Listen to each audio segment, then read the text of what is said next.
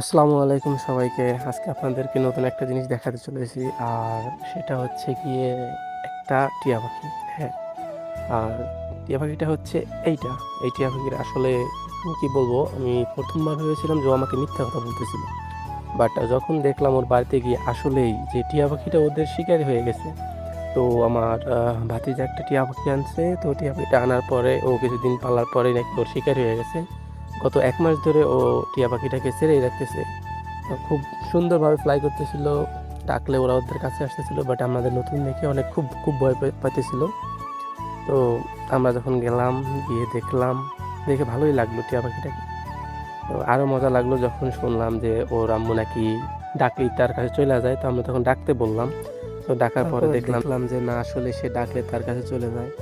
তো তার কাছ থেকে শুনলাম আরও যে সে যখন নামাজ পড়ে তখন তার মাথার উপর উঠে বসে থাকে। তো তার কোলের ভিতরে যেয়ে বসে থাকে, তো নামাজ পড়তে এটাকে নিয়ে এটা খুবই ভালো লাগে, খুব সুন্দর একটা কথা। শুনে খুব ভালো লাগলো যে এরকম একটা পাখি আসলে ভাগ্যের ব্যাপার সবার জন্য। তো জিনিসটা আসলে খুব সুন্দর। আপনারা কি বলেন? অবশ্যই আপনাদের মতামতটা কমেন্টে জানিয়ে দিন। তো অবশেষে আমি নিজেও চেষ্টা করলাম একটু হাতে করে খাওয়ানোর জন্য। কিন্তু ও আমাদেরকে দেখে এতটাই ভয় পেয়েছিল যে ও শুধু আমার কাছে গেলেই উড়ে যাচ্ছিল। তারপর খুব চেষ্টা করলাম খাওয়ানোর জন্য, কিন্তু আমাদের হাত থেকে তো খাওয়ার একদমই মুড নেই।